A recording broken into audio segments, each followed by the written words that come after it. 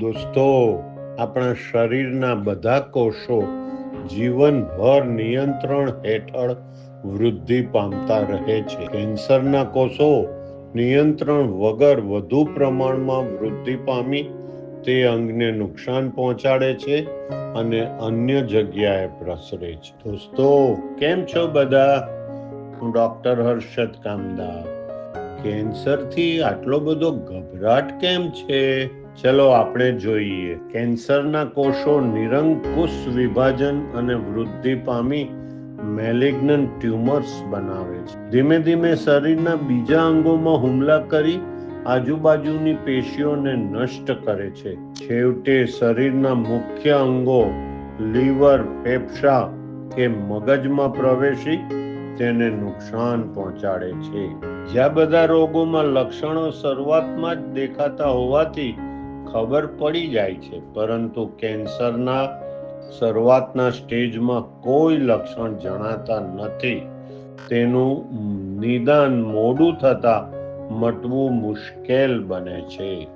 કેન્સરના કોષો શરીરના જ કોષોનું વિકૃત રૂપ હોવાથી શરીરની ઇમ્યુનિટી તેનો પ્રતિકાર કરતી નથી. ચેપી રોગ હોય તો યોગ્ય એન્ટીબાયોટિકથી અટકાવી શકાય છે. જો શરીરની રચના અને કાર્યશીલતામાં ગરબડ હોય તો દૂર કરી મટાડી શકાય છે.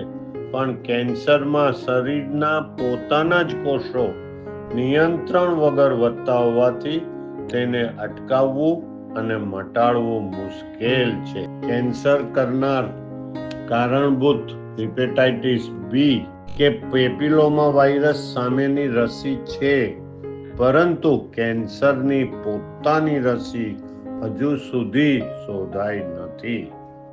આમ પહેલા કેન્સર એટલે કેન્સલ કહેવાતું, પણ હવે વહેલું નિદાન અને સંપૂર્ણ સારવારથી કેન્સર સંપૂર્ણ મટી શકે છે.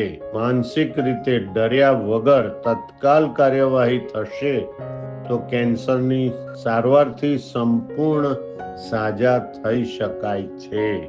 જો આ વિડીયો આપને ગમી હોય તો તેને લાઈક અને શેર કરી ચેનલને સબસ્ક્રાઇબ કરવાનું ભૂલતા નહીં, કે જેથી આવી સરસ રસપ્રદ વિડીયો એની માહિતી આપના સુધી પહોંચતી રહે.